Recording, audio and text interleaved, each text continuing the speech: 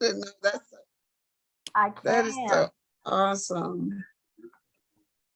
Okay, we are live. Okay, thank you. I'm going to officially say hello and get started real quick because we've been talking and it's not, what time is it? 11. Oh, it's on the dot. Thank you. We really don't have time to waste. Vivian's not on yet, but when she comes on, I want to give her a big hug and thank you because we were just editing this morning from what I knew, Karen. So I think we did a pretty good job. Karen is my tweaker. And whenever I see a lot of red on my writing, I say, oh my God. But she makes it easy for me to straighten it out. So I really love her and I thank you. Hello, everybody. This is our kickoff and I'm excited because my anxiety is gone. I don't know, you hear so much news and all about what's going on. I think I turned on my camera. Great, so I'm excited again. Today, the rapid response team, I think it's his third or fourth time doing this. And I think each time give us more energy to do what we're supposed to do. The bottom line is saving democracy. The bottom line is we've got to get started from what we have known we've done all along. It's not about starting today. What I've come up with is that what made us who we are is why we're doing what we do. So we can't let this situation not go in the affirmative. I'll put it like that. So we're going to get started. I want to, if they're on, I'm just going to call their names. And when they come on, we'll say, hey, tell them to say hello. And that's the GAE Executive Committee. I want to introduce them. If they're on, turn your cameras on so people can see who you are. And I'll do full screen.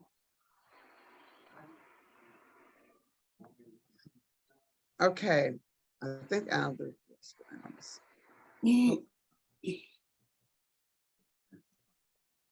Okay, that's it. Now, President Tony, if you just wave and say hello. Doris Glover, she's our Vice President. If Patrick is on, he's our Secretary. Our Treasurer is Dan. Look at me, can't think of Dan's name. Powers. Dan Powers, my friend I've known so long, right? Okay. We have also Sandra Hawthorne. She works with our programs. Who else is there? We got Dan. Oh, we've also have a new person that's come along who's been a friend a long time. She's working with TRS, not Debbie, but our new person, Lisa Underwood. And we want to welcome her. Of course, there's Cheryl Sarvis. She deals with our Constitution. My committee is Judy Polachek and Vivian Brooks. Sarah Hampton has come aboard. And also Patrick, he's come aboard. So thanks everybody for being here. Now, I did receive greetings from Craig Carter. He's working this morning in the capacity of Executive Director, and we understand. He said that once he finishes that, he will probably come on and say hello. Karen today will be my point person for letting people in and helping me with the agenda. And Patrick is going, he's in with his mother in San Antonio. So he's an hour behind, but he's going to help us with the chats just in case I need you guys to give me some input information as we move along. Our President Lisa Morgan has just popped up and she's on for greetings. Hey, everybody, meet Lisa Morgan, the GAE President.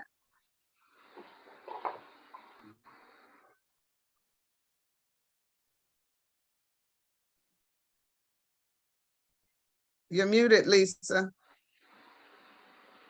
Of course I am. That's just what I do. Good morning, everybody. So nice to see you early this morning. As we are moving forward, I know you all are the legislative response team, but just want to go ahead. I'm going to put a bug in their ear, Joe. Everybody, next Friday, August 19th, go ahead and write this down. This is my request for assistance. The Senate Study Committee on Education Funding Mechanisms has scheduled 3 meetings, and they are all on Fridays. The one next Friday starts at 1 p.m. The others start at 2 p.m. and they all end at 4 p.m. So we all know that means our active educators are where? In their classrooms. So we will be calling on you all to attend these meetings. It's very important that the voice of educators is heard in this, and their planning and their scheduling makes it obvious that that was not one of the priorities of the Senate committee. But I want to thank you all for everything you do and continue to do for public education, and really excited about this year with the election coming up. And I know the work you all are doing there, and also excited about what we can do with Friends of Public Education elected here in Georgia. They will be streamed, yes, ma'am. And Joe, we're sending, yeah, Joe put it in the chat already where you can click the link and see all the information. And we'll be sending a legislative alert to everybody Monday, so all members can see that. But we will be asking you to send them some emails. And if you are available to join us Monday, we would truly appreciate it. It will be at the Capitol. So we'll be sending that information in the legislative alert. So. Okay, Lisa, before you go, we want to Yes. congratulate you and thank you for staff and your team and leadership and members and retired who have come out to those, the new teacher orientations around the state. And listen, you guys, Lisa didn't have time to give you all the kudos that she should, but I'll do it. We are leading the nation in membership recruitment and being the state affiliate that we're used to being. So Lisa, thank you for everything. Thank you. If you decide to, okay, thanks so much. If you want to go in person, we have a grant with NEA that covers mileage and it covers meals. And I think we can also help with gas. Don't be shy. If you want to get out the house and come down and look at them in person, that really means a lot, because they have people looking around saying, who is that? And we love to say that GAE is in the house and GAE retired. While I catch my breath from all of this excitement, we want to ask Mr. Hampton to get us started with, he's a spoken word artist, and several times, and I know he has something nice planned for us today. So Sarah Hampton, member of the Legislative Committee, could you give us an inspiration, please? Thank you. Yes. Good morning, Linda, and good morning to all of the GAE-Retired members. Can you hear me good? Yep, I hear you. Okay. This motivation is coming from the eyes of the child. What they would tell a teacher, inspiring a teacher, give them everything they need. Cyril, your sound went a little bit out, so if you can come back closer to your computer, I think it'll be a little better. Sorry. All right. Gotcha. That's better. Okay. The poem is called Teach Me Today. Teach me today so I can leave tomorrow, as I fulfill my dreams with hope and not with sorrow. Write my past as I gaze at the stars. For the knowledge you share will keep me from the jail bar. Cyril. Yes. We were having, now if you stay right there and recite it, we can hear you. All right. That's better. Don't move. I'm good? Yep, you're good. But okay, with the vision start you over, plan. you missed the first part. All okay, right. Start over. We teachers. Okay. Teach me today so I can leave tomorrow, as I fulfill my dreams with hopes and not with sorrow. Light my path as I gaze at the stars. For the knowledge you share will keep me from the jail bars. With the visions you have planned, I'll never need more. Teach me today on life's I choose. If you teach me right, surely I cannot lose. Help nurture my dreams along life's highway. If you teach me today, I'll do my best not to go astray. Teach me about people so I can survive about that. And of the reality not everyone can. In the world, there's an ugly fact shown from year to year. When your skin color is different, there are no privileges, my dear. A harsh reality flashes in the face. Teach me today so I can keep up the pace as I learn everything. Cheryl, I hate to tell you, but we have lost it a little ways back. Is there a link to this that you might be able to share with the group? I'm sure these are great words and we would like to look at them at some point in time. I'm not sure. Okay, I'll try to get it sent out. I don't have a link as yet, but I'll create one. Thank you, Sarah. All right, don't forget now. We have lunch bunch, we have the GAE-Retired Day at the Capitol, we have your membership where you've had about 35 years, you ain't going nowhere. Get that to us, we'll send it to everyone here, and I really want to hear you perform it because I've heard you before and it's more impacting to hear as well as it is to read. Okay, next on the agenda, thank you so much, sweetie. Dr. Carter's not here, Cyril's there. Okay, Judy. Is this who we are? Is Judy here yet?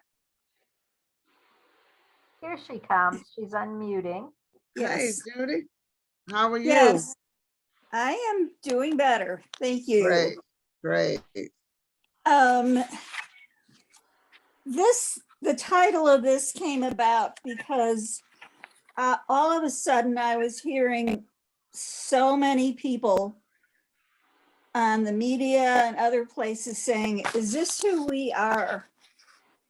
And I started talking about it at our meeting and wondering, is this who we are?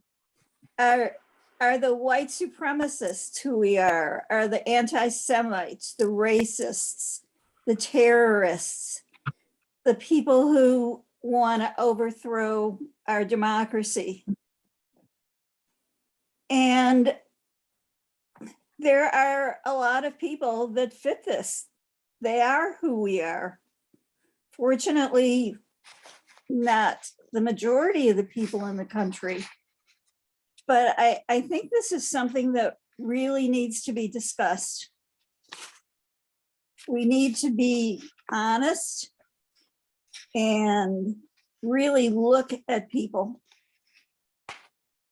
and decide, is this who we are? Is this who we want to be? And it's getting worse. Thank you, Julie. Judy, I have been thinking about what's the best way to leverage the time that we have, and the way in which I see it, we've got to impart as much knowledge as we can. So I made a list of those things that I've been active with, and at this moment before the next person, I want you to think about all of those entities that you have been active with. I think because of this urgency of now, I had to write an article about it.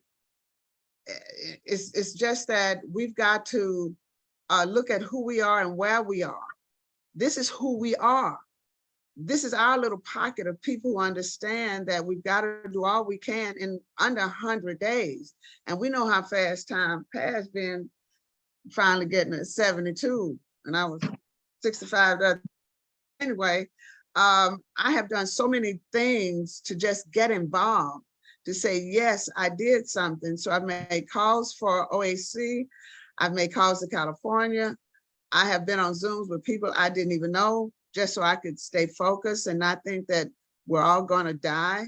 So what I want you to do, and Patrick is my scriber, if you could just list the organizations that you've been a part of, just briefly. Some of us been a part of 5 or 6, your church, your sororities, your community groups.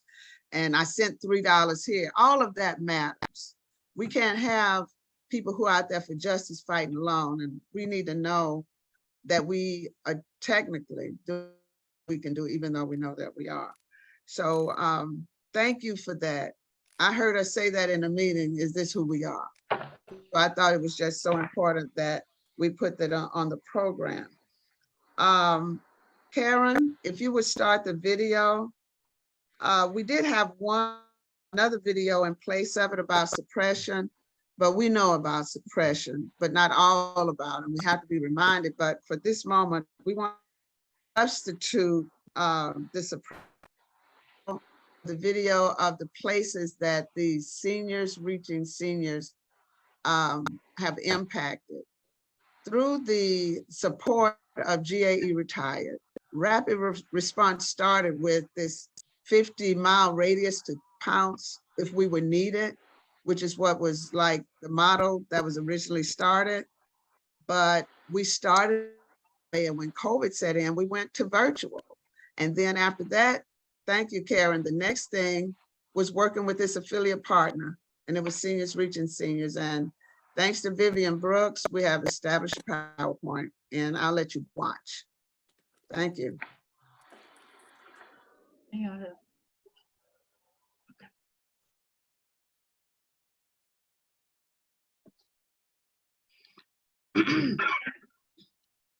Okay.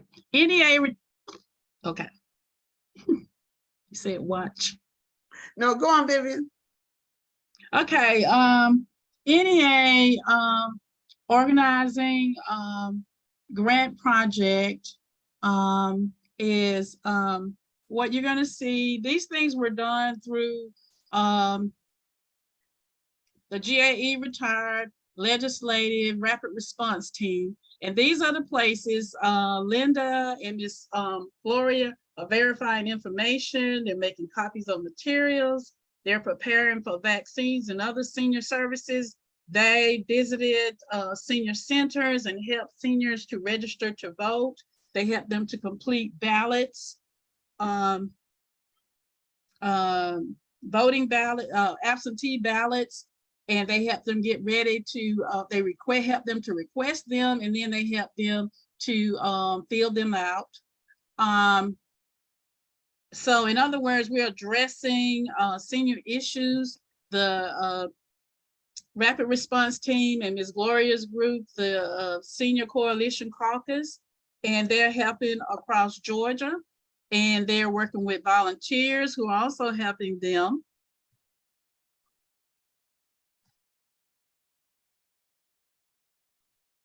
And it's called Seniors Reaching Seniors, and it's an advocacy partnership between the Senior Coalition Caucus and the GAE-Retired Rapid Response Team. There are several volunteers at each senior center where they visited.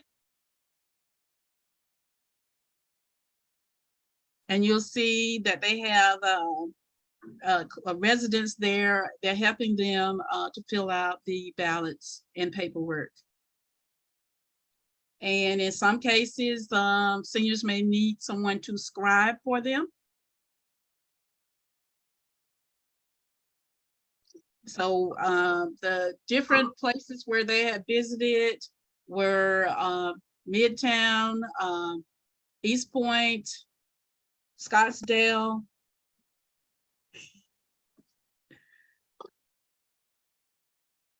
Augusta,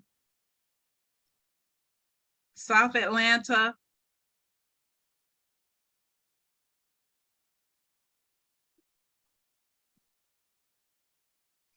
okay, there's Judy Polachek. She's a co-chair of the Rapid Response Team. She's registering seniors to vote. She's checking the voting status on her phone.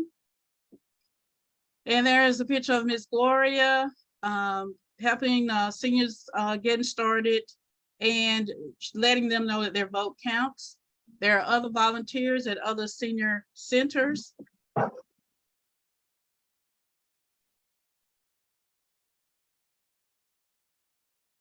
And there are even more volunteers, Seniors Reaching Seniors, Senior Coalition, Senior Caucus Coalition.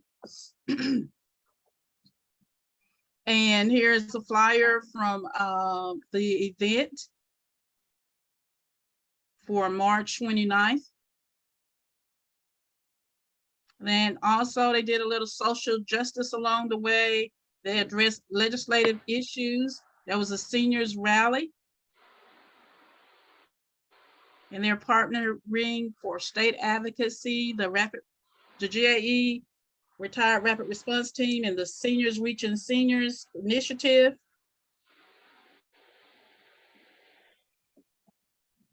And this is part of the NEA Organizing Grant Project. Thank you, Vivian, so much. It was, I'm looking at some pictures, and there was one gentleman who's 99. He completed his own ballot. The stories go on, and those who opt in because they had disability or they were over 65 should expect their ballots in the mail. But we are going to call those centers to see if the social services directors feel that we should come back. But at the same time, our goal, which will be in another training, is to train or show volunteers how to complete the absentee ballot. There are 2 pages, front and back, and there's some cautionary tales throughout the whole process. So you just don't say, I want to help you fill it out without knowing, number one, if they are completing it correctly, but number 2, will they not go to jail? Because there are some punishment behind it wrong. But for me, I did the absentee ballot, and what made me do early voting, which is what we're really pushing, is to get it out of the way if you can, is that when you send in an absentee ballot, on the back, they're asking you for your birth date, and they're asking you for your social, I think. But I know they're asking for information that I just don't want visible for anybody to see. So we have to do what we have to do. And for some, a lot, who are retired in those seniors living facilities, who relatives or the center to protect them, their vote won't get in. And that's where we're going to fit in to get in, however we can. And hopefully that's through our total membership. Stevie, are you ready? I am ready. Stevie has been a friend, y'all. How long? 30, 40 years? Yeah, close to that. Yes, I had yes. a question, Linda. Yes. Okay, I'm sorry. Dan? Besides registering to vote, especially with regard to early voting, is there any plan to have organized drivers to take them to their respective polls? Yes, we are in the process now of making a card, part of the project. We're going to have 5,000 printed, and it will have some of that information on it. This is all through the grant, where you can just keep them in your pocket, and when you meet people, here's some dates that you have to remember. And I'm going to show those later. This just voter education. So yes, Dan, answer the question. Yeah, we have access to free rolls and several other resources for people to get to the polls if they don't have transportation. Okay. Sorry, too long on that one. Okay, Steve, you're on. Karen, I'm seeing the last slide instead of the first one. There you go, all the way back up. Thank you. Register to vote. Steve, Thank take a you. minute and introduce yourself. I'm 'Cause I sorry. want you to have, yeah, take a moment and introduce yourself, because I want you to have all the time you need. Thank you very much for inviting me to make this presentation. I admire GAE and especially GAE-R for being so active. As retirees, we have more time and we can make a difference by what we do. And GAE-R shows that every day. I want to talk, my background regarding voter registration. Over the last 20 years in Gwinnett County, we've registered with a team of volunteers, about 1,000 voters every year which means over the last 20 years, we've registered 20,000 voters in Gwinnett County. Whoop, whoop. One voter at a time. There are lots of places where you can register voters, and y'all have been doing that for seniors. I'd like to focus today on young people, which is where my volunteers like to work and where we've been very successful. First-time voters in the schools. The next slide. Why register voters? I want to make sure, and many of you've done this, so you know it can be a very easy process. But when you're in the schools, you control how much time you commit. You get to work with kids, and as the bracelet I have says, what I do matters. It does matter what you do. The next slide on how to get into the schools. You know, you've been in schools, and that's why you are the best people to go into the schools and register young people. A lot of people have trouble getting into the schools, but when you say you're a teacher, it helps. So we pick schools here in Gwinnett. You can pick schools in your community and then contact the principal. I always make an appeal to them about the advantages of having someone come in and register students, because you know there's a person, a registrar in every school, but what student is going to go down to the office if they don't have to?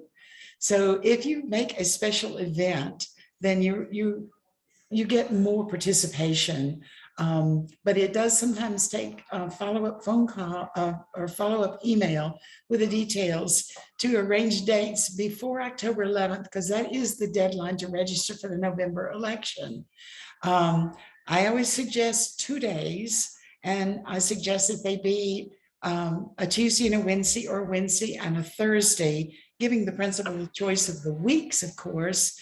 But you know, as a teacher, Mondays and Fridays, you don't have anybody's attention to do anything.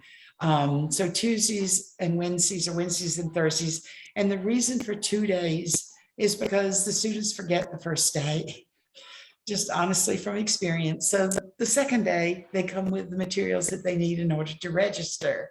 I put a couple of dates up there just so that if you want to work around those and suggest those as days, you know, for the school to do something, those are the dates for that.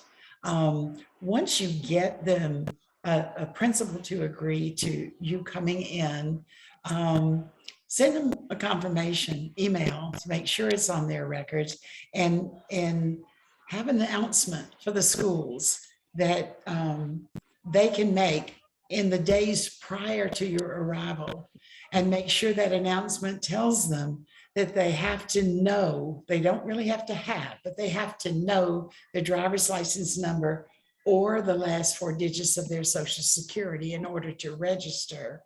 I always recommend a separate announcement for social studies teachers, because we have been most successful in a school here in Gwinnett that sets aside a whole day in the media center, and every social studies class, every period, brings their students to the media center to register, and we register hundreds in one day when the school does that. A lot of schools will not, but social studies teachers need to be involved, but it's always best to go through the principal. I have gone through social studies teachers sometimes when I can't get the principal's attention, but once you get that set up, the next slide. One last thing, the announcement, anyone 17 and a half years old or older may register. They don't have to be 18 to register. They do have to be 18 to vote. So the message or the announcement is directed to students who are 17 and a half or older. And that's the ones that can register on the day that you're there. Materials you need. I would say, and I should have put this on here, the first material is not really a material, it's a person. It only takes 2 people, as you know, to register voters. You're going to be working in the Commons area during lunch periods. And that's why you're only committing to 2 hours, 2 days in a week. Now I'll have 3 schools doing it at the same time with volunteers in all of them, but it's only 2 people is all that it takes. So go with a friend and split up getting the materials that you might need. The registration forms you get from the voter registration office, most of you know that. I'll show you a picture in a moment of the table with a tablecloth. If you're going to do it, let's go red and blue, right? I do recommend getting those helium balloons, red stars, not blue, on weights, just 2, 1 on each end of the table, because you want the kids in the commons area to be able to see you from across the room. And the sign, register to vote here, that you make to put up on the wall above your table. So that, again, they can see it across the room. Now I use, you're required to register with a blue or black pen. So you have pens so that the kids don't come up and register in purple. And I always attach a flag to them. The pens are less likely to walk off that way. But if you don't want to get one of those little flags and tape it onto the pen, then make sure you remove the cap, because they're less likely to take a ballpoint pen if it doesn't have a cap on it. This is from 20 years of experience. Stickers are not, again, they're optional, but it's easy to print on an address label. I'm a registered voter, are you? There's also stickers you can order online, but the easiest way is just to give the student a sticker once they register, and that helps spread the word among their friends. A sample form where sections are highlighted and in a sheet protector. Another thing I learned working with students, they see the highlighted sample form and they just go fill it out. I said, no, it took me forever to highlight that. So I always say, put it in a sheet protector, because you're going to want that on the table. And then we always have a handout, which requires me to update for each election, the link to MVP, which I always thought was most valuable person, but it means my voter page, .sos, which I thought meant help, but Secretary of State, .ga.gov will allow them to go and check their status online. That it also will tell them where to vote, and they can see a sample ballot. So if you have a handout that tells them, if you go to this link, this is the information you can find, it's very helpful. We always put on there for students how to obtain a photo ID, because the student ID does not count. And there are students without a driver's license. They need to get a photo ID. I know in Gwinnett, and maybe it's true in most counties, you can get a photo ID at the Board of Elections. It doesn't cost. Or at the driver's license bureaus, you can get a photo ID, but they have to have a photo ID in order to vote. And then we always put on there when and where to vote, the early voting sites, times of early voting, locations, so that they, like you said, we encourage early voting, not so much absentee voting with young people. They want to go to the polls. And so have that information on a handout that you create and give that to them once they register. Next slide, please. Karen, are you there? Yeah. This is an example of the sample. You can even see the dots over on the side that is in a sheet protector. And the sample you can see highlighted, students only need to fill out lines 1, 2, 4, 5, and 6. Unless they get their mail in a different location, they would have to fill out line 3 as well. But that's just a picture for anybody who's not seen this a million times already. And I'll talk about it again in a moment on the day of. Next slide. Oh, I'm sorry. Can I go back? Materials needed. I didn't put this on there and I should have. I always bring bottles of water for myself and my volunteer, or my 2 volunteers if I'm sending it out with others, and a snack, because you're sitting there during lunch usually, and you might get hungry, and there is downtime between the changes of lunch periods in the schools. And I put all of these materials, the balloons, the weights, the water, the pens, the forms, everything in either like a box that you get, for mailing stuff at the post office. It fits well in there, or a big bag. Most teachers had those when they carried their materials to school. I find most helpful is a rolling suitcase. I roll up with a suitcase, and once I have all of these materials, I had the NAACP call me the day before an event and said, "Can you come register voters?" Yes. Have bag will travel. So once you get these things together, you're cool. Unless you run out of registration forms where you need to update your handouts. So if we'll skip to now slide 6. Oops, is that it? Yeah, okay. It is. What you do on the day is to arrive early.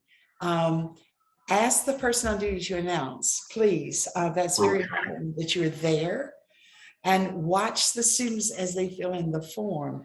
Extremely important. Students, I find, are sometimes better at filling out forms, unfortunately, than adults, because they have to do it all the time. But remember, it has to be printed. It has to be legible.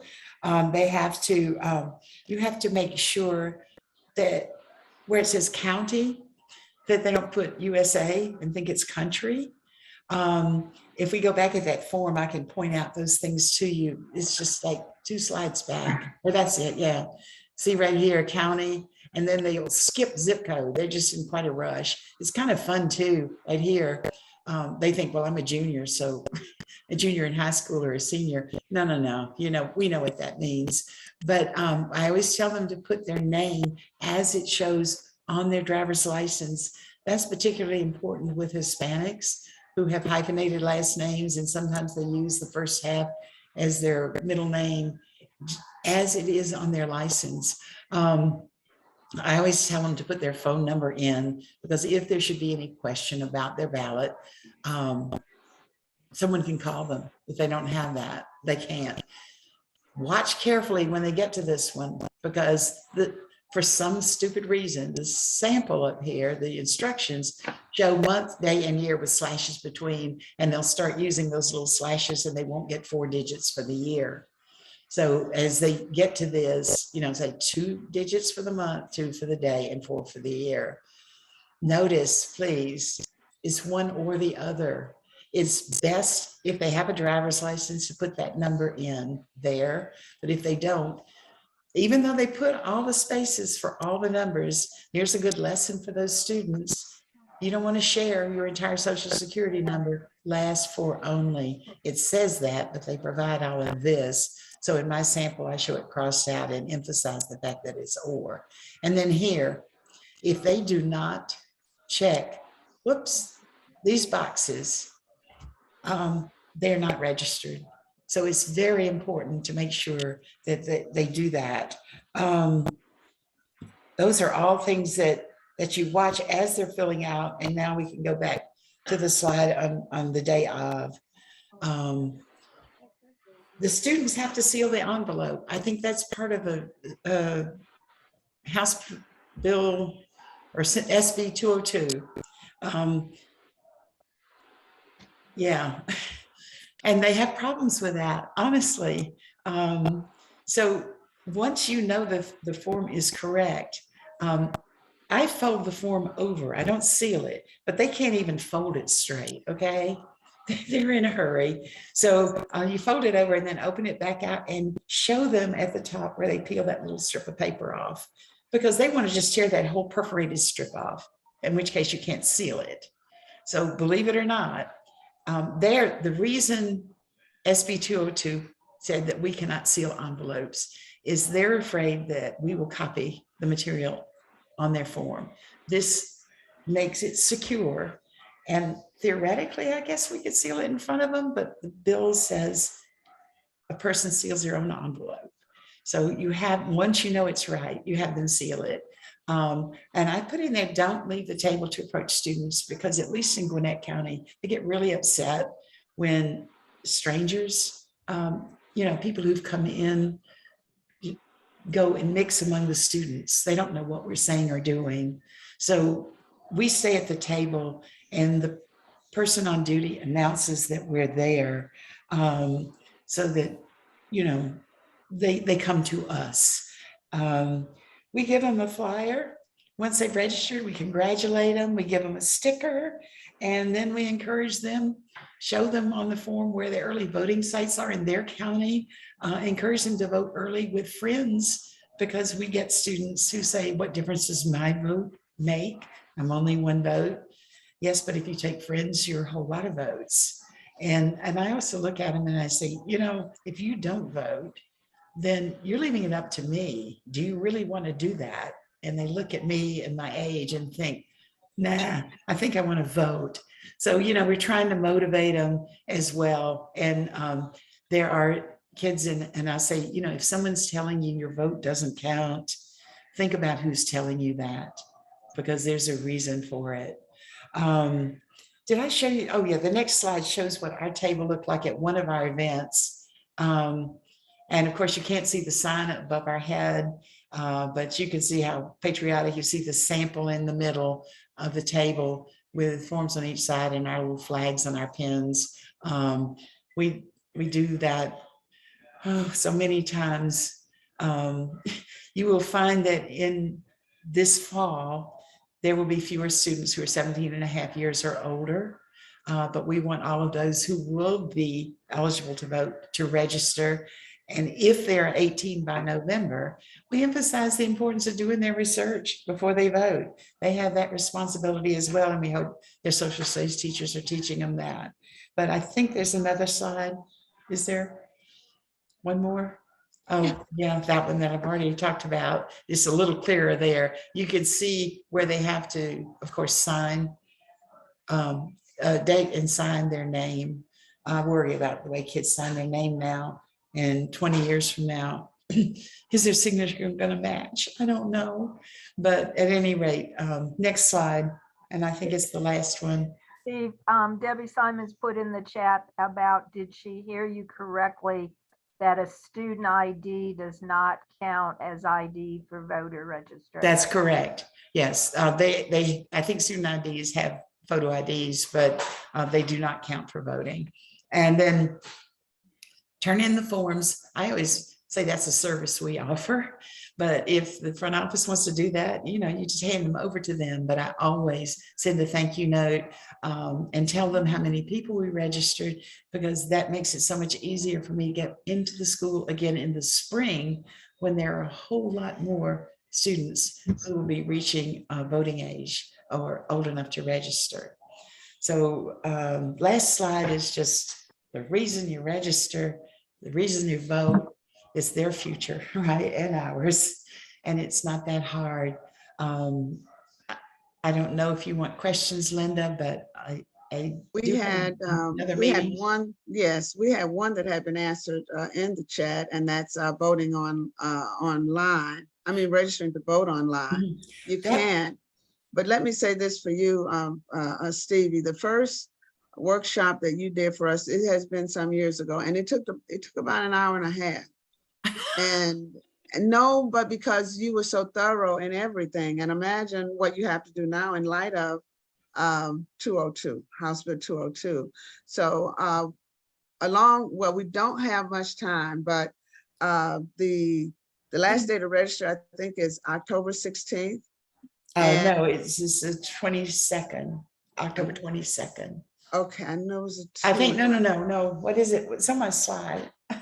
Gosh, I should be able to remember that. October 11. October 11. I'm sorry, please. October 11. Okay, I the thought elections in November. Yes. Yeah, the tablets are great, except you cannot register online unless you have a driver's license. A lot of students don't. So it's always good to have the paper forms. And when they're doing a paper form, you can see, I know when we do that at the high school where they set up a bank of computers in the media center and everybody brings them in, it's funny how over half the students prefer to do a form, and they have trouble doing the voter registration online. So we can see what they're doing and make sure that it's right and talk them through if it's a paper form. But yeah, I mean, they could obviously go to mvp.sos.ga.gov if they got a driver's license and register on their phone, but we'll never know if they did it, if it's right. Okay, one thing I want to close in thanking you, Steve, and what I hear is that you have to develop a relationship. And that's something that we're going to have to expeditiously work on, not just going into schools, but how to register people to vote in their households and in their families. But this is definitely a base we need to cover moving forward with rapid response, is a thorough training of how to register to vote.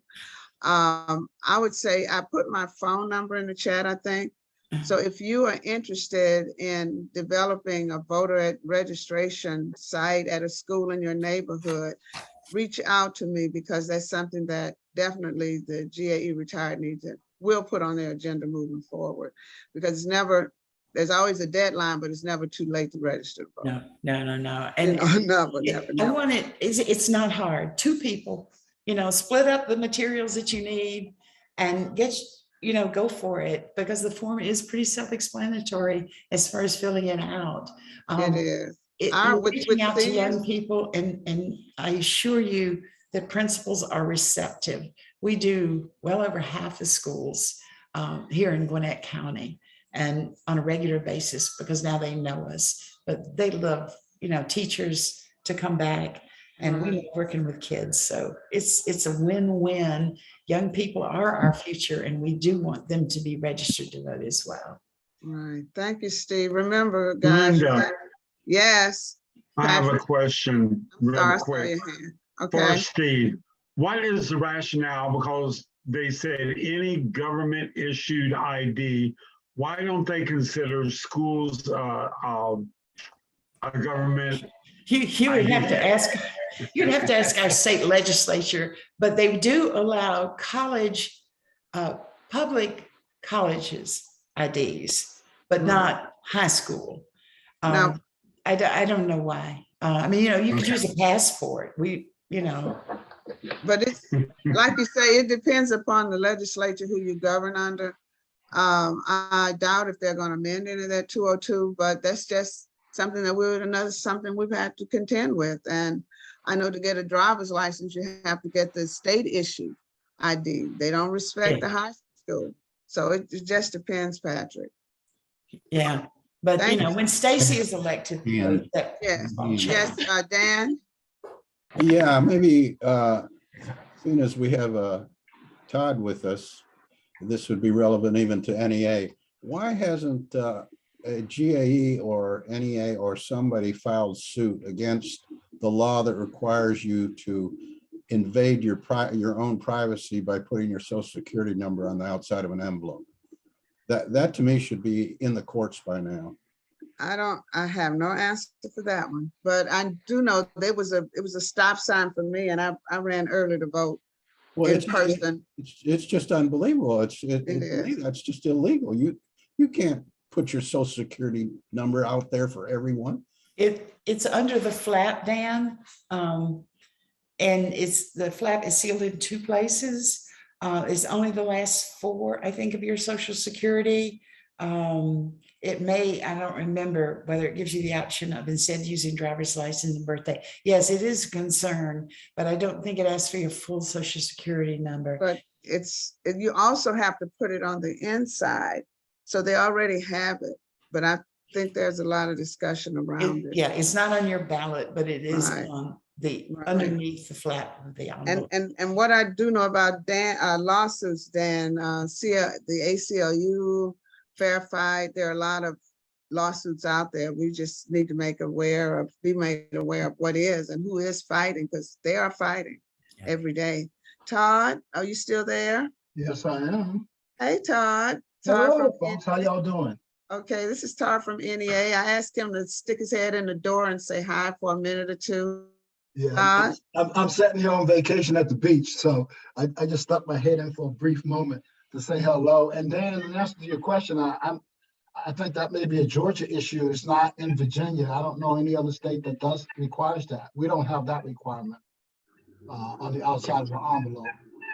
I'm not sure. Asking for help. Just asking for help. Yeah, that I'm sure NEA is on that, but that would be good to let them know about what's happening in Georgia. But anyway, I just want to thank this team for continuing to do outstanding work. And I know the Rapid Response has done some wonderful things throughout the year. And I'm just here to support you in your efforts. That's all. Thank you so much, Todd. And especially for the opportunity, because it makes it so much easier, and you can think a lot better when you know you have resources. Just But realized that the grant deadline was extended to August 31st. So if you're going to do this again next year, get your grant in. I hear you, Todd. Thanks for that. Thanks for that information. Thank you. And we'll look for that official email that has been extended. Okay, thanks so much. At this point, we have Sandra Hawthorne, and then after her, Miss Gloria's not here yet. She had a doctor's appointment. There's also a moment for a break if you choose, if we decide that we should just roll right along or just stop for a second or two. But Sandra, her presentation is entitled "A Day in the Life of Poll Worker in Georgia." And when we thought of that, we thought about what has happened to poll watchers, even with the January 6th investigation. So I'm sure that story is not just indicative of what happened to that mother and daughter, or grandmother and daughter, but Sandra, you're on. Well, good morning. Poll worker. Okay, thank you. Good morning, everyone. I have been a poll worker for over almost 14 years. And I have two purposes, because I'm a poll worker and I'm also an assistant manager at one of the precincts here. Coming up to the election, there is a training for everyone, poll workers, managers, assistant managers, and everyone. And in that training, we get all the new rules and regulations, everything that's going on, what we can do and what we cannot do. And it takes about 2 hours. And even though the election is in the same year, like we had a training, an election in May, I think it was. And then we train again in October. Well, the end of September, we'll have a training for November. And basically, we get all the new information and the facts. And then on the day of the election, the poll workers, we have to go to that precinct and set up the machines, the voting machines. Everything is set up according to usually how many voters come to that precinct. That determines how many machines you get. We have a pretty large precinct. Most of the time we have between 12 and 14 machines set up. So we have to set up that, and that takes about a good 2.5 hours. The day of the voting, we have to get there at between 5:30 and 5:45, and to make sure that machines are still on and they're operating. And that's when we set the time about when the polls will open. That's a lot of work. But with the new rules now, we have to, every hour on the hour, what we do is count how many voters have used the machines. We allow poll watchers to come in to just watch. They cannot intermingle with the voters, but they can watch to see what's going on. Basically, after when the voting day is ended, we have to turn the machines out. Well, before that, because the new rule, there's a person that stands behind that last voter to make sure that that last voter gets in, and then the polls are closed at 7. Also, with the new rule, if they have time to go to their precinct, if they're at a different precinct other than what the poll says, what the computer says, if they have time to go to that precinct, then they're allowed to go to that precinct. But say they come in at 6:45 and their precinct is on the other side of town, we are persuaded and we are told to let them vote at the wrong precinct, and they have to use, what is it called? Provisional ballot? Provisional, yes, provisional ballot. Thank you. They have to use a provisional ballot. And they set it at a whole table by themselves, and it's They fill out the paperwork and it's sealed in an envelope and put in a separate bag from all the other votes. So all the provisionals are together. Basically, after that, we close the polls down. The ballots are then taken out of the machine and put in a ballot box. This is crazy with these new ballots because they don't fall in a basket with the new machines. They don't fall in a basket.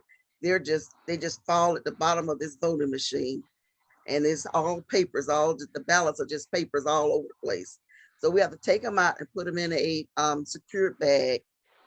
The machines are then shut off rather, and we take everything down, take the machines down before we take the ballots over to Citizen Service Center, which is the elections office. So we undo the machines, pack them all up again. Once that's done, as the manager and assistant manager, we're doing the paperwork as far as the counts, the votes, everything that was done, the provisional balance, all that is counted up and everything has to balance. All the numbers have to balance. And we roll the tape from the machine and it's set on the door outside so that the reporters can come and see how many voters did what and what time the polls open, what time the polls close, and how many voters voted. So basically, after that's done, we then take all the paperwork, all the ballots, and that's sealed in a bag with an official seal on it. And we take it over to the elections office. And we stand in line with all the other people from the other precincts and wait until everything's checked in. Basically, that's the day of the poll worker and the precinct worker. We make sure that we tell everyone about the important dates, early voting, because I work early voting as a poll worker, and that's done at the Citizen Service Center, and is usually 2 weeks before the regular voting day. Other than that, that's what we do as a poll worker and as assistant manager. Any Right. questions? Well, I have a question about Yes. the prior, before and after House Bill 202. Can you testify? Can you speak to any fear of what others went through if they did anything wrong or what? We had an incident at the early voting one year before SB 202 came out. We had fraternities and sororities passing out water and juices and snacks. And one group of people, they were across the street from the precinct, but they were handing out a piece of paper saying, asking people who they were going to vote for. So, that kind of shut everything down before SB 202 came. So after that, now they state if you want to bring the water and everything, the water has to be done outside the precinct or outside the polling place, and people just can come and get the water if they want to. But we're not allowed anymore to pass it out, but it is available for them to get it. So we really haven't had any other incidences after SB 202 came out. But Okay, people, then, there were some who filed suits against that as well. It might still be in the courts. I read something about it shortly. Any other questions for Sandra? It's Judy. I have 2 questions. Uh-huh.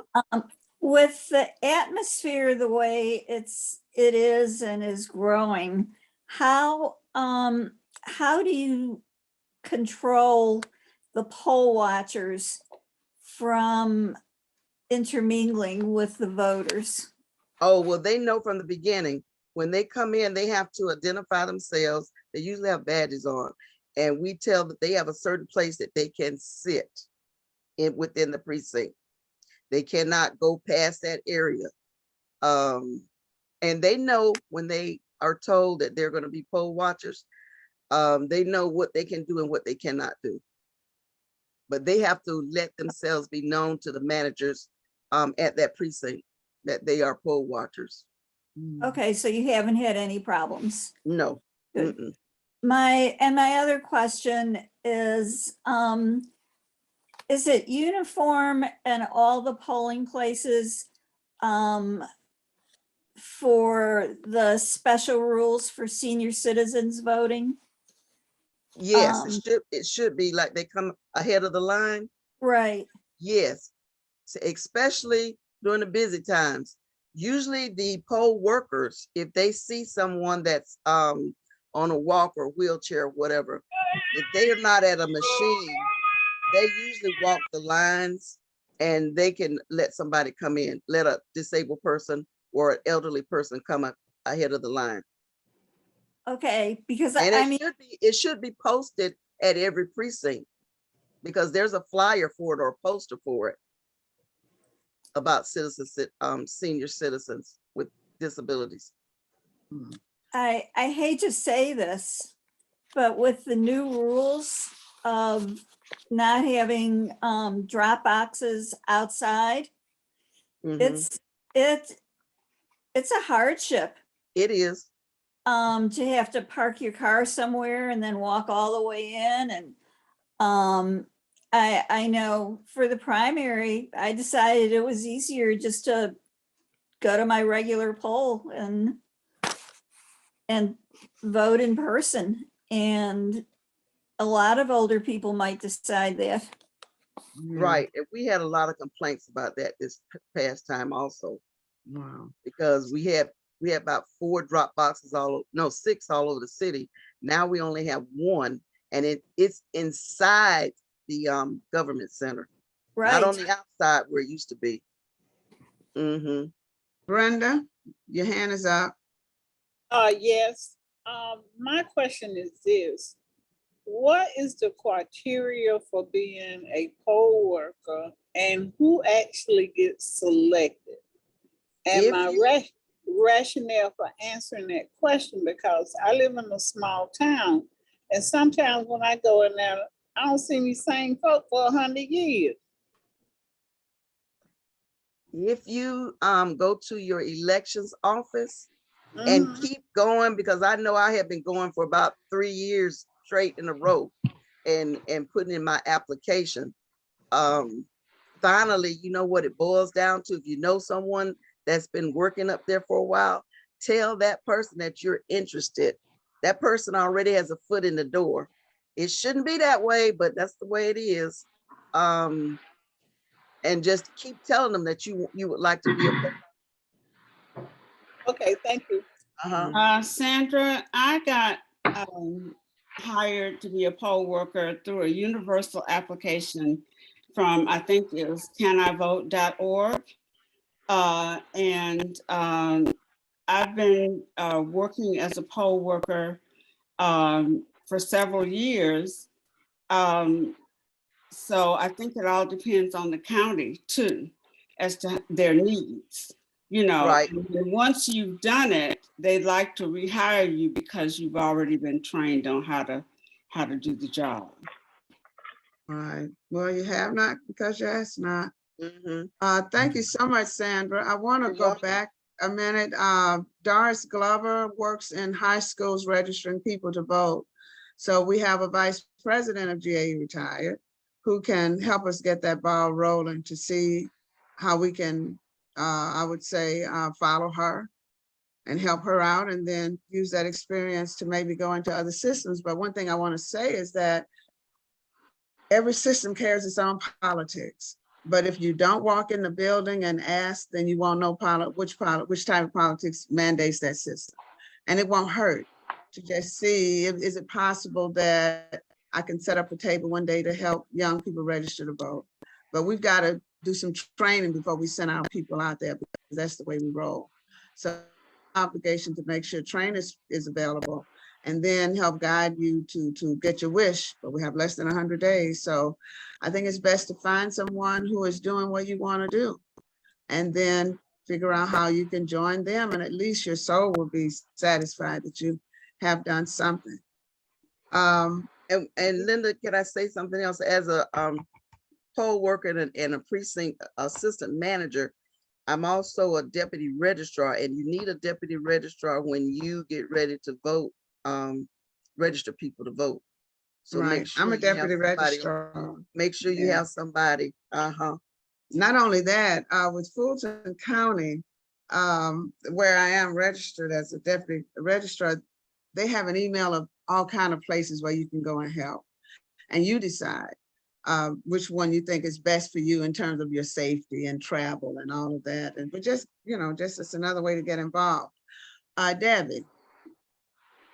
Debbie, Yes, ma'am.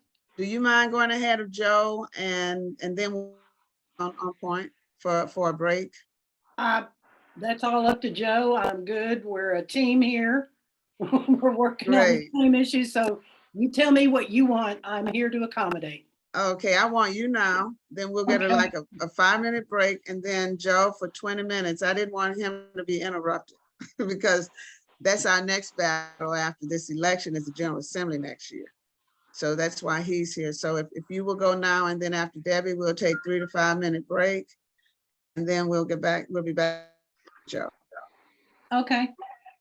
For those of you that I've not met, and I don't think there's anybody, but anyway, I'm Debbie Simons. I am a retired teacher from Gwinnett County. I taught here in Georgia for 29 years, overall 35 years. I am currently a trustee and the board chairperson for the teacher retirement system of Georgia.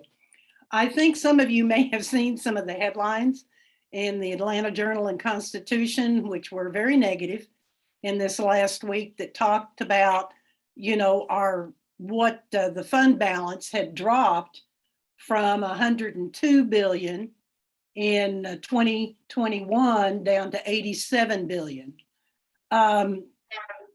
I basically am here to tell you not to worry. That is a fluctuation in the market. It was something that we anticipated to happen.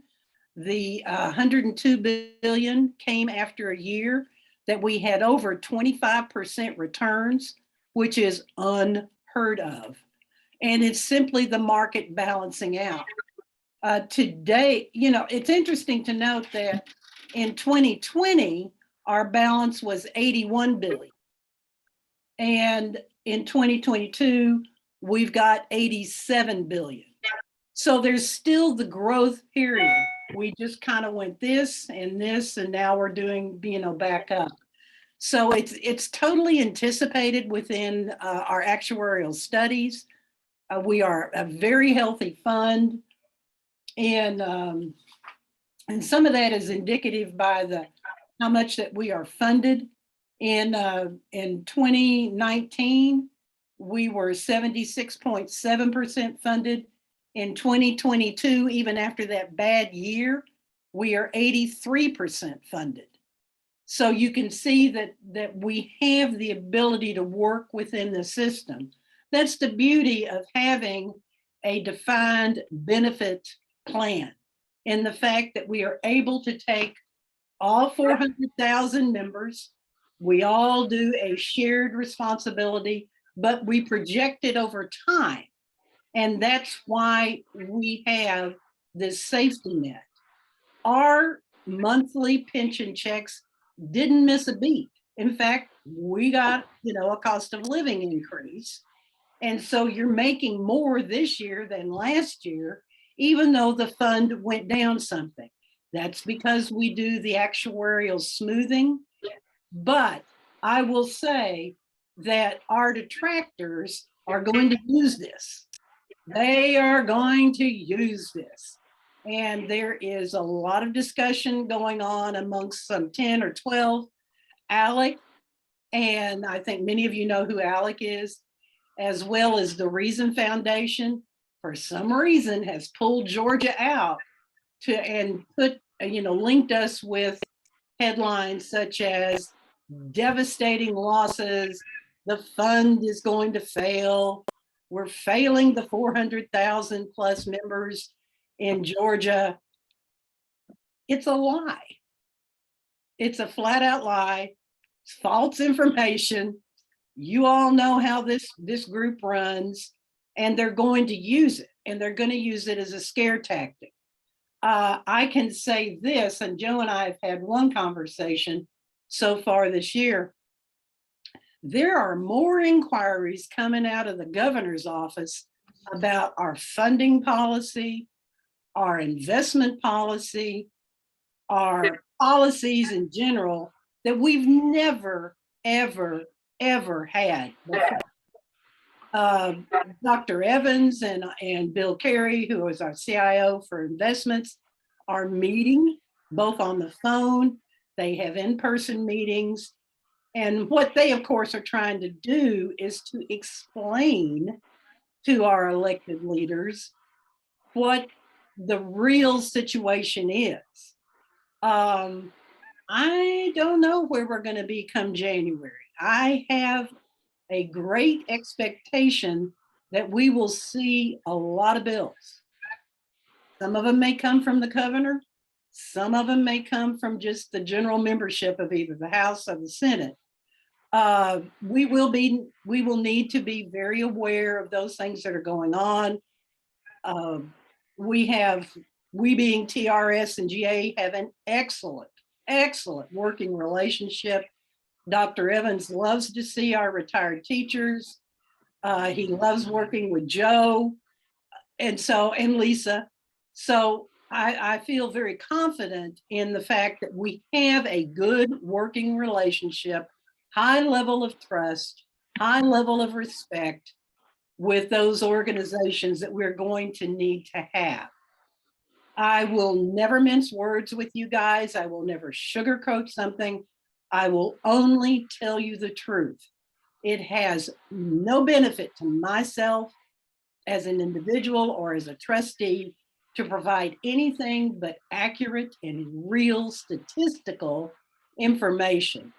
We are always here, and that is my basic bottom line message, but you will be surprised, or maybe we can fend off some of these questions about our policies and funding mechanisms. I don't even want to go into them because our sincere hope is that we can squelch them before it ever comes out in January, or at least we've got the leaders to understand what's going on. But that's it, basically. Linda, I don't know if you want me to. Yeah, what I want is that, and I said a lot today, but we're dealing with ignorance. Not only that, we're dealing with politics. One want to get elected, and then one just want to do what they do. And that's why I keep talking about January 23, is that we have to have an urgency against false information. It's just like people want to be lied to. And whatever information comes out, whoever says it, if they are on that side, they believe it. But truth is on our side. Yes. And I just believe that any communication that we have going out should have election on one end and protect TRS on the other.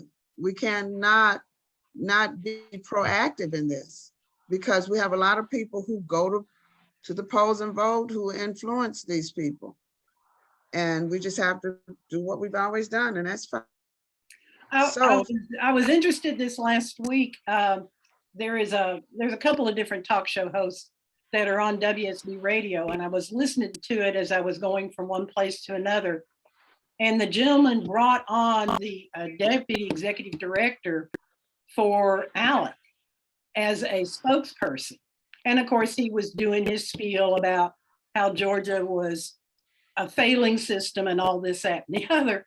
But the gentleman from ALEC said, well, the legislators have tried to make some changes in the pension plan, but the teachers, both active and retired, have prevented any changes from being made. So folks, we are well known nationwide for our effectiveness on being able to respond to attacks on our retirement system. As you say, Linda, we cannot pause in that advocacy. Okay. And if you get into a situation where some legislator is spouting off 5,000 different statistics, you don't have to respond to them. Don't.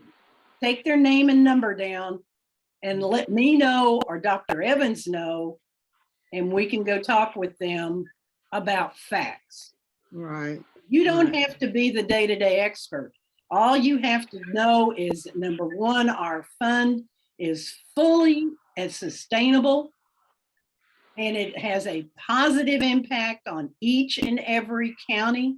And that new economic brochure as to how it affects each county is on our website, and you can look up your county and see how many hundreds of millions of dollars are going back into your county because of pension checks. They lie and we vote with the truth. I mean, and that's the bottom line. And we've got to do more educating with that. And we've done that already, though, with training people who are 25 years in, what it really means to enjoy this life that we have, waking up on the first of the month and not worrying. It means more than breath itself. And that's our song, you know, DRS never let me down, and a lot of people before me. So thank you so much, Debbie. Sure. So if do not leave the site, but we're gonna get a 5-minute break. And when we come back, we'll have Karen, how many minutes do you need? You have an appointment. You good? 5-ish. 5. Joe, can you wait 5 more minutes after we break? I sure can. Yeah, because I'm really waiting on you, Joe. Hang with us. So if 3 5-minute break, okay? And come back. Thank you.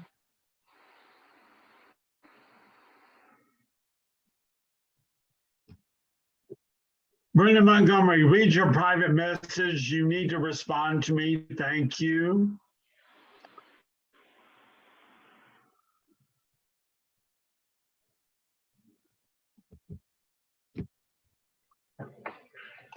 And Vivian Brooks too. Respond back to me. Okay. Who did you say, Patrick?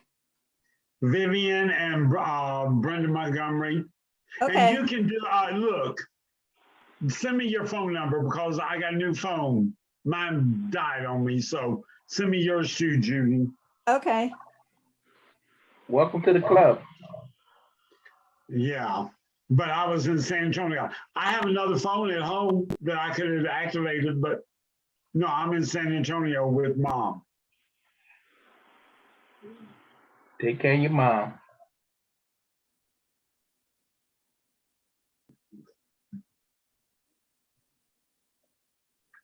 She fusses at me for being on too many Zoom meetings when I'm supposed to be visiting her. Even if I'm not doing anything, I gotta be right there next to her. Yeah. But she's 87. And Well, she did surprise me. She got my whole family together and pulled a surprise birthday party that shocked me because I did not know.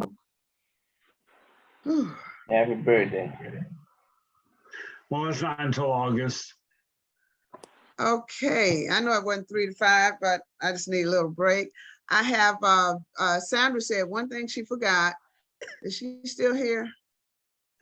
She said the morning. I'm here, Linda. Hey, I'm give here. me that one little thing you forgot. Okay, on the day of election, all poll workers, assistant managers, and managers have to take an oath, and we sign it. And that oath is saying that, you know, you will make sure that every voter votes and you won't discriminate against anyone. And that's a written down oath, and we all have. Now, getting them to do is another thing, but oaths have come very important these days about people raising their hand to do solemnly swear, and they don't. So it's important, even though Well, at I the think end of that's the day, pretty standard, Linda. Because even in I'm not talking Alabama, about standard. I'm talking about necessary, because we have a lot of people that take oaths, but they don't stand by them. But at least, whatever, you know how serious I am about people saying doing what they supposed to do. Okay, 1219, Madam Chairperson. Thank you for that too, Sarah. But if you do raise your right hand and do solemnly, you ought to do. Now, Yeah. Karen, 5 minutes. Thank you, sweet. I've been knowing Sarah for 30 years too. Karen, 5 minutes. And when did we ask Karen for? She's gonna give us some announcements. I don't know what you want me to talk about, but I'm going to talk about GAE-Retired Communications. And good afternoon, everyone. These are some dates that impact the rapid response team. And you don't have to copy them down at this point in time because I'm going to show you how to find them in just a minute. But you do just need to be aware that we have our GAE-Retired Lunch Bunch first Wednesdays of the month. And in October, our new GAE NEA Director, Jeff Hubbard, is going to talk to us about federal legislation, including that egregious GPO WEP. And then on November 2nd, we'll have a midterm election update right before we get ready to have election day. We will be doing our GAE-Retired Capitol Campus tour on December 3rd. We'll do a kickoff to the General Assembly on January 4th at that lunch bunch, and follow that on that Saturday and do our Lobby and Learn conference. We get the opening session of the General Assembly the second Monday in January, and we will do GAE-Retired Day at the Capitol, hopefully in person, before the GAE organization has its day at the Capitol also in February. And I want to share one other bit of information with you. If you are not getting our In the Loop publication, you need to send me an email. I'll put that in the chat. But part of the In the Loop is this new graphic about how to keep up with GAE-Retired communications. If your information is not correct, Patrick, change your phone number on mynea360.org. You are not getting hustled by me. If I don't have your cell phone on record on mynea360.org, you're not receiving GAE-Retired text messages. Update, please. You need to read the In the Loop newsletter. It is packed full of information.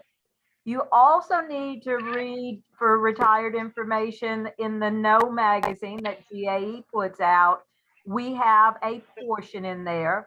And we also have a section in the GAE Voices electronic newsletter. So please take a look at that. We also have a GAE-Retired Facebook page. Please like us and visit it often. And a really nice feature that is in our In the Loop is the GAE-Retired calendar.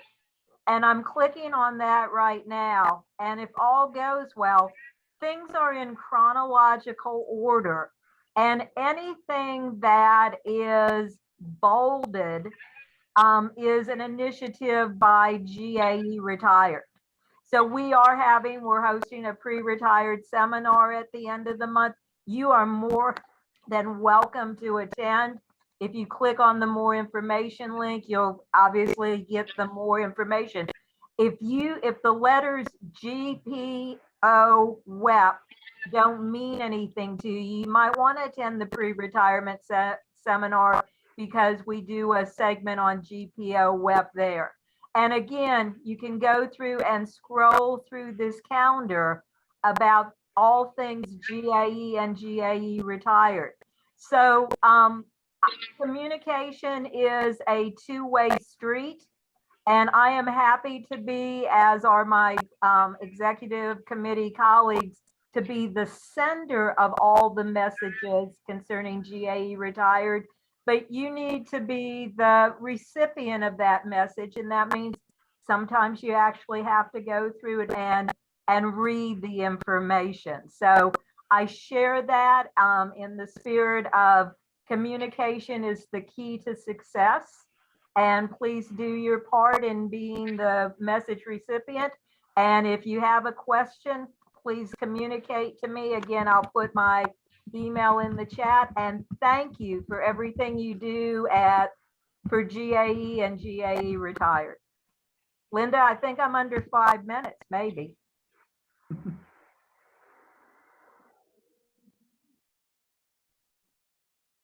And you're muted, my friend. Thank you so much. Thank you so much, Karen. What I learned yesterday is that even if it doesn't affect you, if you got time to partake, do so, because you might meet someone who need the accurate information. And especially those who are 25 years and out. I met one yesterday. She's a third and feeling fine. I said, hang in there, make that big money, because 40% or 60% ain't no joke to live on. So she's ready to just live her life. So just let's each one help one. And Joe, Linda, I'm sorry, I'm going to steal one more time. okay. In the loop, as someone mentioned, Lisa Underwood is our new TRS Monitoring Committee chair. And she did the retirement report from the July meeting. It is thorough. It has graphics attached, and what Debbie alluded to about the fact that TRS is not going out of business, and our rate of return has been satisfactory over time. All of this is linked to the report. So again, please do due diligence and take a look at things that are being sent your direction. Okay, Joe, I promise I'm going to be quiet. Thank you, Joe. Joe, I asked him about fast forward. He can come any kind of way he wants to. I just know that we have work ahead of us in 2023. Thank you, Joe. Yes, absolutely. So my name is Joe Fleming. For those of you who don't know me, I'm a lobbyist for GAE. You'd think during the summer when the General Assembly is not in session, we'd be sitting by the poolside most of the time, but that is in fact not the case. There's already lots going on now, not only in preparation for the legislative session, which, as Karen said, begins January 9th.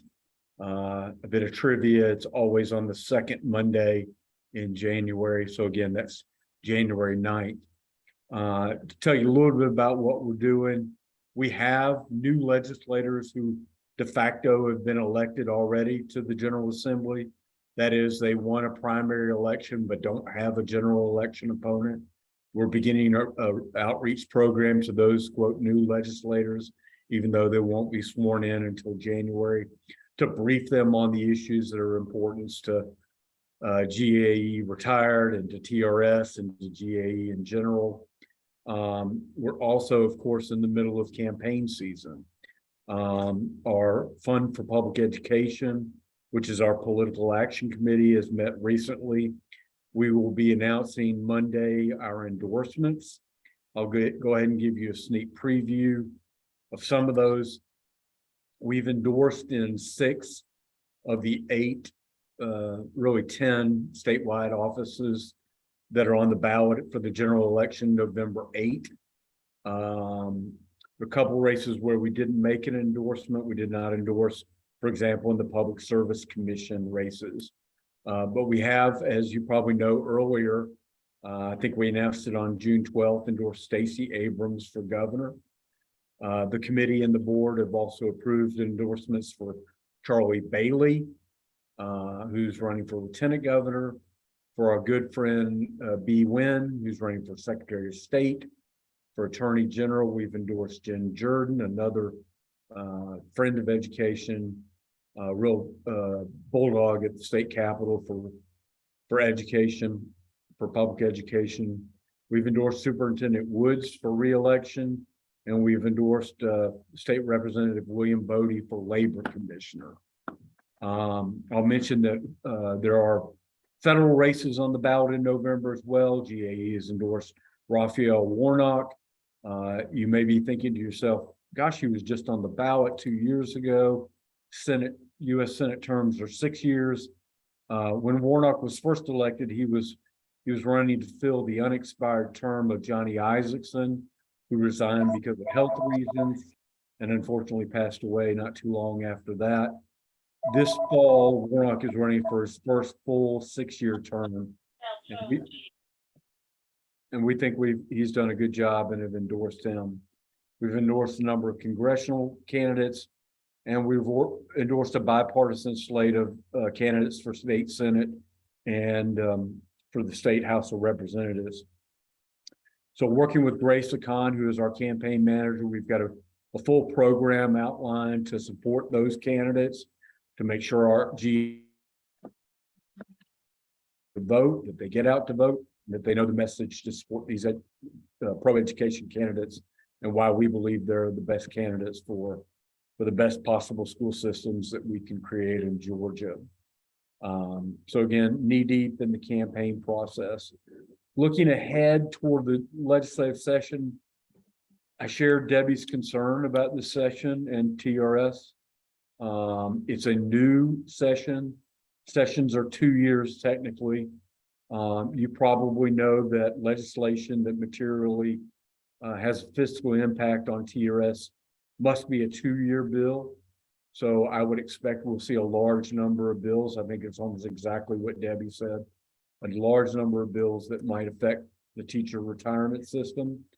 Some of those may be good, but we definitely have members of this General Assembly who want to privatize TRS, want to turn it into a 401k plan, want to eliminate the defined benefit program. So we've got our work cut out for us. We have good relations with the 2 retirement chairmen. We did get into a little bit of a skirmish with John Carson over another bill last year, but we've got good relations there. Debbie and Buster have terrific relations. So we'll be on guard for those bills that come this year. You may also remember that the chairman of the Senate Retirement Committee, Randy Robertson from down near Columbus, Georgia, has promised a study committee on the PSERS or PSERS, which is the retirement system that many of our bus drivers and cafeteria workers and other ESPs utilize. I've been in contact with him. He's not set a date for those hearings, but we will be a driving force in those committees to make the retirement system that our ESPs enjoy much more than it is now. I think it's woefully insufficient. We really need to be doing more for. We've got 30-year workers who are making $400 a month in their retirement system, and it's just inadequate by a long shot. So we look forward to that as well. Crystal balling a little bit toward the future. I don't really know what to expect from this session, but I have anxiety about it. I think we've all seen it happen, and it's come to be that every year we'll have a private school tuition voucher bill, or 2 or 3 or 4 or 6 as we've had recently. They're always back. They always will be back. They'll always be back asking for more taxpayer money to fund private schools. So you can go ahead and count on that happening. We'll be proactive on our waiver bill, which you've heard us talk about before. If you're not familiar with it, school districts in Georgia can waive essentially any state law pertaining to public education just by asking the state school board for that. It really creates a strange legislative dynamic where you have a legislature that considers education bills that are essentially vetoed by local school districts. And we see this impact, for example, in class sizes. There is in state law and department regulation limits on the number of students per class, but a school district with a waiver for class sizes can have any amount of students in that class. Literally, we were told by the Department of Education, a school district with a waiver for class size, the only thing that could possibly put a limit on it is the fire marshal coming in and saying there are too many kids in this classroom. It's a ridiculous proposition. It needs to be changed. But right now in Georgia, 99% of school districts have a waiver for class size. There are waivers also that waive requirements on English as a second language, gifted programs, special needs programs, duty-free lunch, fair dismissal. So that's something we've been preaching for a while. We recently did a poll among our members. And while recognition of that issue is still low, around 20-something%, it's up from 0% 2 years ago or a year and a half ago. So, and we're also making progress with legislators. Virtually every bill we see now written pertaining to public education has a line that says this bill may not be waived. So we've begun the education process, and we'll be looking to move that issue forward. We had a bill this year, for example, on TEACS legislation that we'll be pushing again this year that changes the needs development rating from a punitive to a constructive rating.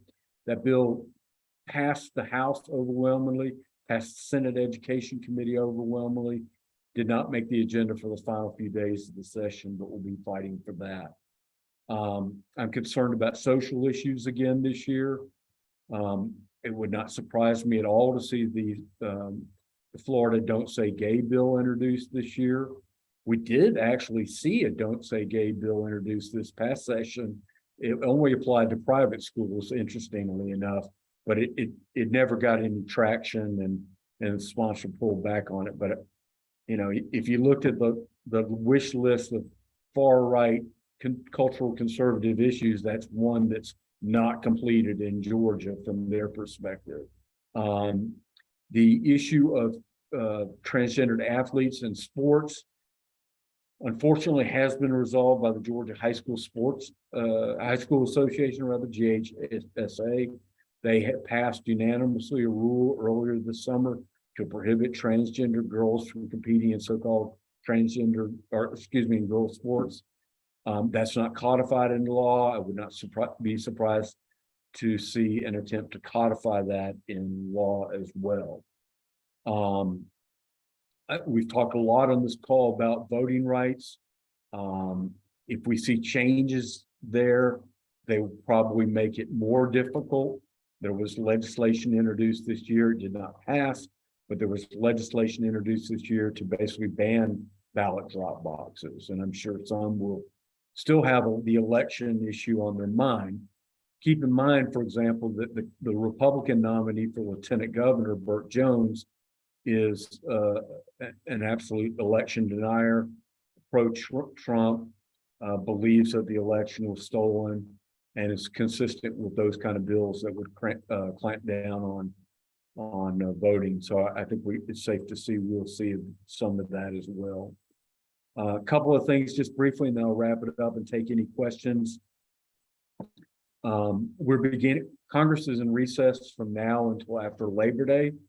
We've got a handful of Georgia members of Congress that have not signed our the WEP GPO bills. Karen and I had a preliminary discussion this week. We'll be trying to schedule meetings either in person or by Zoom with those offices that have not signed the bill yet, trying to get them on board. We'll let you know more about that as that process moves forward. Our day at the Capitol is set for Thursday, February the 23rd. So you can go ahead and put that on your calendar.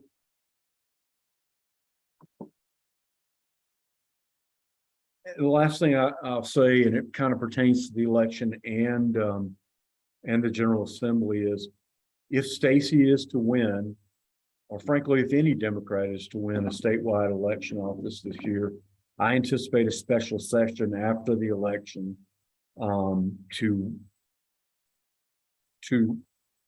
pare back the powers for that position.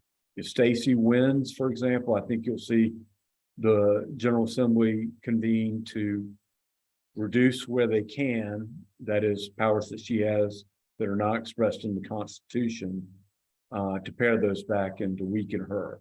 I think the same may happen for Attorney General or Secretary of State, that if a Democrat wins that seat, the Republicans might be of a mindset to pare back their powers as well.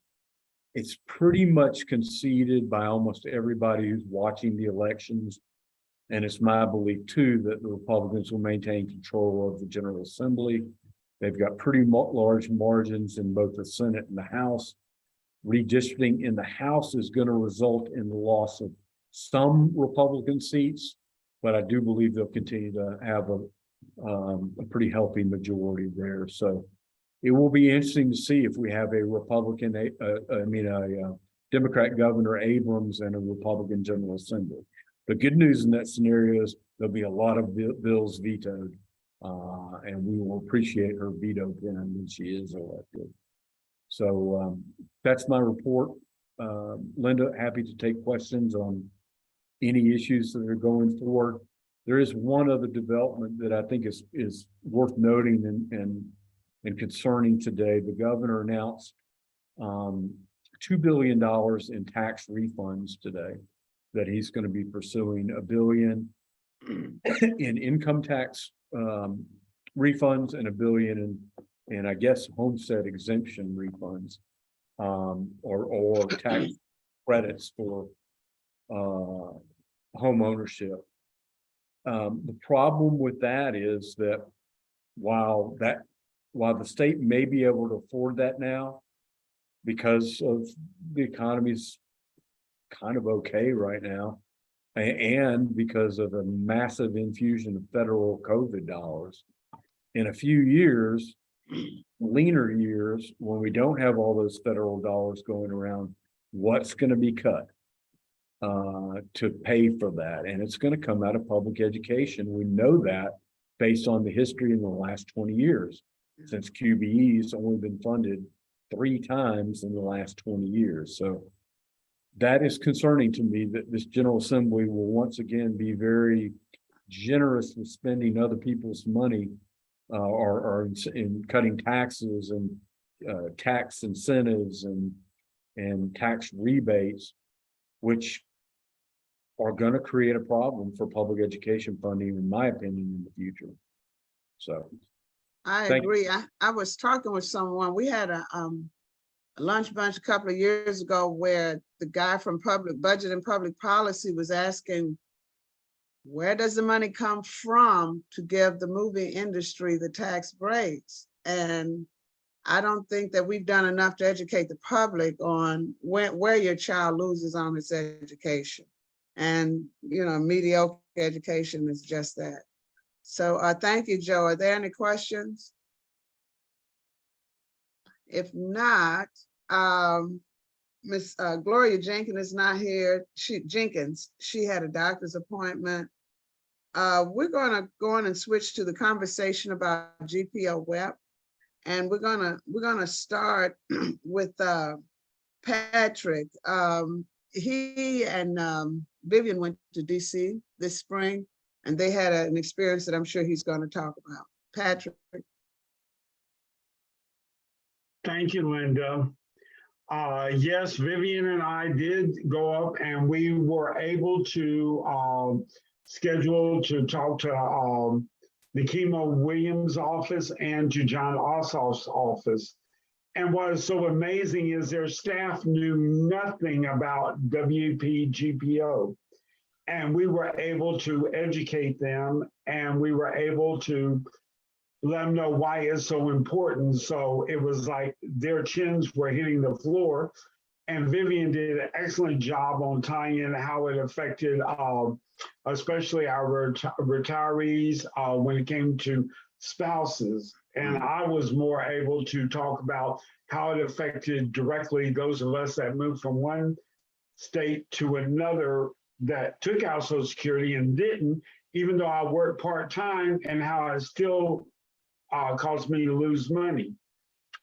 So yes, I did forget to tell that it is a government pension offset and windfall elimination provision. But what they really did not understand was how it directly affected more so our support staff. And that was one of the biggest things that people don't realize, because most of our support staff are the wives of people that move from one state to another, and they usually end up working in schools, and their salaries are already nothing.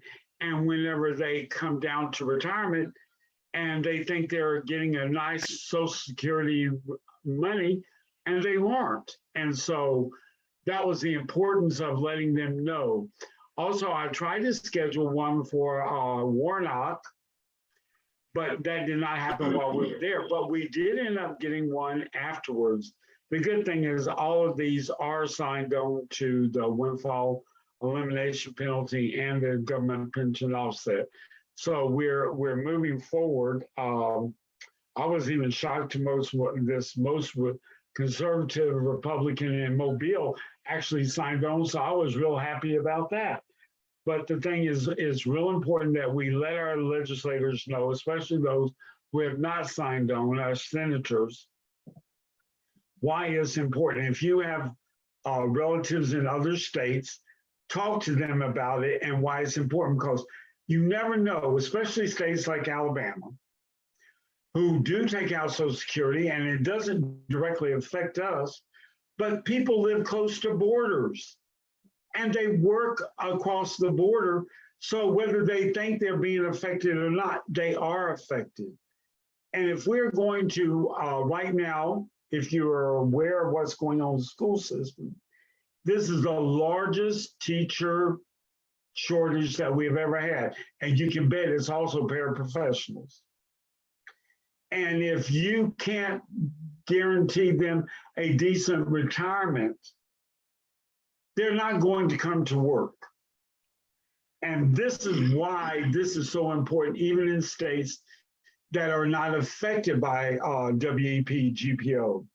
And that's why we need to do what we do best, educate the country about why this is so egregious to so many members. They've got the money. They've found a way that they can fund and start this up without hurting our economy, without hurting our retirements. They have ways to fund this. So if you need any more information, you can email me, pcrabtree@mail.com, or Tony, she's directly involved, or Vivian Brooks. And I think that's real important that we keep this information going, because this is the closest we have ever been to getting anything passed about WEP GPO. So with that, thank you. Thank you, Patrick. When we started, Judy Polachek, Patrick, and Tony wrote letters, wrote their personal experiences about being affected by this legislation, but we're going to move on. Vivian, you're up next. She's going to talk about the rally that they went to in DC. Okay, on May 18th, me and Patrick Crabtree attended the National GPO Task Force, the National Task Force for the Repeal of the GPO Web in Washington, DC. We were able to meet with other educators and public service workers, and we attended a debriefing meeting after we had talked with legislators' assistants. So we met with the legislators' assistants and we explained to them about GPO Web and how it affected teachers and parapros and other public education workers. And we also talked with them about how it affected public service workers. First of all, with GPO Web, I want to acknowledge that GAE-Retired President Tony Smith brought the GPO Web situation to the forefront by asking NEA to address GPO Web at a meeting. And also, otherwise, I don't think they were going to address it at all, even though it impacts a whole lot of educators. And then the other thing, the GAE President Lisa Morgan introduced a new business item at the NEA-RA of the GPO Web, and it also passed. it will allow each state to have a retiree and an active member on the NEA GPO web committee.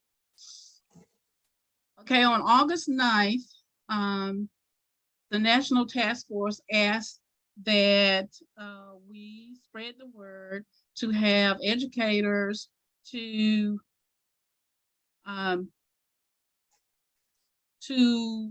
call in to Nancy, have a day of action, repeal GPO web day of action by calling in to Speaker Nancy Pelosi's office and asking her to put the HR 82 on the floor for a vote. Okay, also, we had about a week ago, or a week and a half ago, we had the National Task Force had a press conference where members of the task force attended. The one who attended to represent the task force was the the California Teachers Union's president, and she's been working on GPO web for years. Some of those people have been working on GPO web in that task force for 20 years. Someone has been working on that task force all the way back to 1980. The press conference basically congratulated everyone for working real hard and getting 293 legislators to sign on to support the House HR 82 bill to support the repeal of the GPO web. And we continue to work on ideas and ways of trying to get to make the GPO web aware, people aware of it. And we're hoping that we can get 60 senators to sign on to support it and to pass the repeal of GPO web. So far, we only have 40 senators who have signed on. We need 20 more. And we are going to continue to work on trying to get the repeal of the GPO web. And we're going to continue to try to get others to know about it. As I said, the AFT have put out an article that says that there's a teacher shortage, not only because of the pandemic or the low pay, there's also a teacher shortage probably because of some teachers are now finding out about the GPO web, and it affects that it will have on their finances. So they were saying that some of those shortages are now due to GPO web, that a lot of the young teachers are finding out about it. So I think that some of the problems with the teacher shortage it's going to have to be addressed by a lot of legislators and others, because with the teacher education programs in the different states on the college level, there are not very many students who are signing up to become teachers. So the College of Education in a lot of the states are suffering. So GPO web has something to do with it. And then the fact that their friends who also attended those same colleges and are paying back student loan and everything, and they're making really, really high incomes, and then their income is very low, even though they're working very hard as some of their colleagues who they attended college with. So I think we really are going to have to address that. But for the GPO web, we're going to continue to work on it, and we're hoping that we can get it passed, the repeal of GPO web passed. Thank you so much, Vivian. Of course, Karen has mentioned Jeff at the next lunch bunch, and he would definitely bring that to the forefront and really learn and get more people to come to find out how they're really affected. Now, the president of this organization, Tony. Hi, Linda. Oh, hey. I didn't introduce you at the very beginning. So our president, Tony will give us the history behind how NEA and how it got to the forefront to get funding to investigate it. Linda, before I start, I see Judy's hand up. I wondered if she Judy? had to add something. Yes, I just wanted to mention that we need to be aware of the fact that there are some Republican senators that are trying to basically eliminate Social Security and Medicare in 5 years and have pass a bill to have it mandatory for these issues to come up every 5 years. So we just have to be on top of this every minute. Thank you, Judy. That's true. That's true. Tony? Thank you, Linda. Most of what I was going to share with you has been mentioned. The fact that GAE-Retired has been at the forefront of educating people about the government pension offset and the windfall elimination provisions through our pre-retirement seminars. One of the things that people don't understand is we're talking about earned Social Security benefits that people paid into through second employment or previous employment, and that money is theirs and is sitting there, and they should be drawing that money, but the government will not pay those funds because they offset the benefits by the amount of their government pension. And this not only impacts educators, but it impacts police officers and firefighters and public nurses and lots of other public sector employees. So we're not talking about a handout, we're talking about people getting the funds that they or their spouses paid into Social Security, which is rightfully theirs. In addition to educating our membership and potential membership about GPO-WEP, as Vivian mentioned at the NEA Retired Executive Council meeting, the state presidents were invited to come in and bring up issues, and the issue I brought up was GPO-WEP. And it was kind of a battle, but we finally got this on the agenda of NEA Retired and ultimately NEA. It used to be a big issue with NEA and then it fell by the wayside. And so it is now back at the top, on the table, on the front burner. The new business item that Vivian mentioned was one that was written by GAE-Retired. As a board member, I took the new business item to the GAE Board of Directors and asked that they submit it from the board. And so President Morgan took the lead. We ended up being new business item number 2. So the $130,000 commitment was not an issue at the Representative Assembly. And so we will have a lobbying cadre made up of an active member and a retired member from each of the 15 states affected by GPO-WEP to lobby the Senate to get GPO-WEP repeal passed.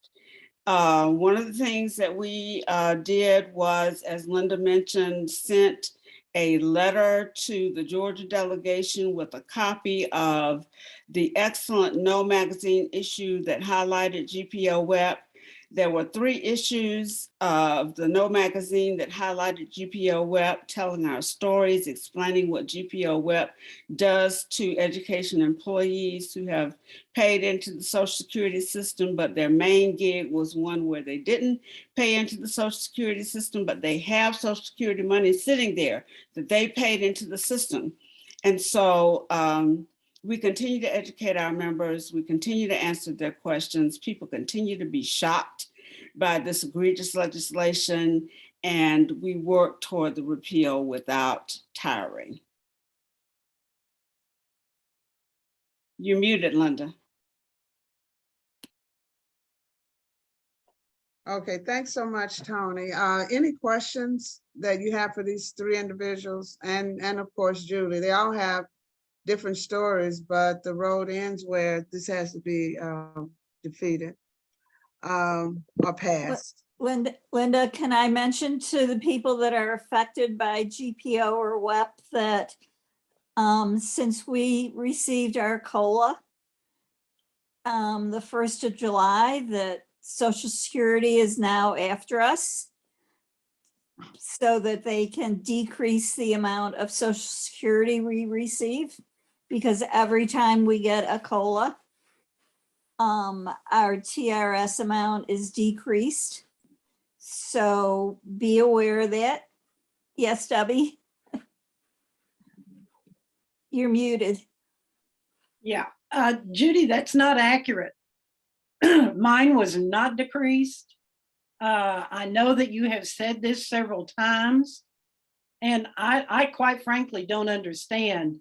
I think it must be some sort of particular situation with you. And it might be just GPO and not WEP. And it may be because mine has not, I mean, I'm reduced by the 66%, but I do not get a decrease every time we get a COLA. So, because I've talked to Dr. Evans about your particular situation, and he's as puzzled about it as I am. Because I know you're accurate. I mean, I believe you that this is happening to you, but it's not happening to everybody. Well, again, it might just be GPO. And I spent 2 days at Social Security this week, actually. And the second person that I spoke to, I made some comment about it, and she said, well, you know, that is double dipping, and you can't have double dipping. So Well, possibly it is just. What I do know is that when you call either Medicare or Social Security, there's somebody there to ask, and it might be a good point now, Judy, to ask why and get that answer. That's why I went there, because I wanted the in-person communication. Okay. And they looked and said, well, actually, Social Security didn't cut what you were getting the last time enough, and they're going to have to refigure your amount. Okay, well, I think it would be the right thing to do would be to find out what the true answer is, Judy, and see why, because there's a question as to how. So that would help us a lot. I wanted to share a screen with you, but it's after 1 o'clock, and we are going to communicate again as we get our legislative agenda together in terms of what we're going to do, and communicate the important dates and deadlines that you all should know. But this has been a beautiful day for a start, to get our minds right in terms of where we're headed. And I do hope that that you do stay involved and get involved, especially with donating those $3, $5. They help wherever they go, and anything else that you could do to help the agenda to get seniors to the polls, especially. Are there any questions? I see at all. Okay, hearing none. I thank you guys for coming today. And you have my email to just reach out if you have any questions, or if you need anybody to join you when you do go to your activities. We'll appreciate that. So if there isn't anything else for the good of the body, we'll say good day. Thank you guys for coming. Bye, Helen. Thanks, Linda. Great show out, guys. All right. Thank you, guys. Bye-bye. Great job, Linda. Fantastic. Thanks. Good job, everyone. Bye-bye. Good information. Hi, everybody. I finally got where to speak. Hey, Helen. Hey, Helen. Sarah, we need that poem. Bye, guys. Bye, Dan. I'll talk to you later, Linda. All right, dear. Bye-bye. Bye. Okay,